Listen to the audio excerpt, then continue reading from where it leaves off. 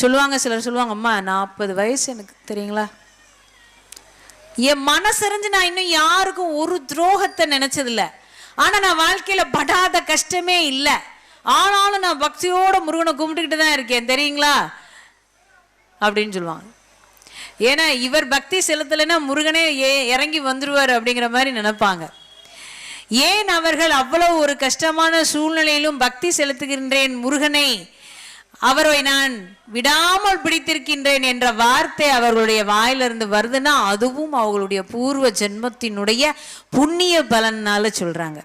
40 வயசு ஆயிடுச்சு, நான் படாத கஷ்டம் இல்லை, அதனால நான் சாமி பக்கமே போறதில்ல, பூமியாவது சாமியாவது அப்படின்னு சொல்லாம அந்த மனுஷன் என்ன சொன்னாரு, 40 வயது வரையும் கஷ்டப்பட்டுக்கிட்டு தான் இருக்கேன், ஆனால் நான் என் இறைவனை மறக்கவில்லை, என் முருகனை நான் மறக்கவில்லை, அனுதினமும் அவனை நினைத்து கொண்டுதான் இருக்கின்றேன், என்றாவது எனக்கு விடிவு காலம் பிறக்கும்.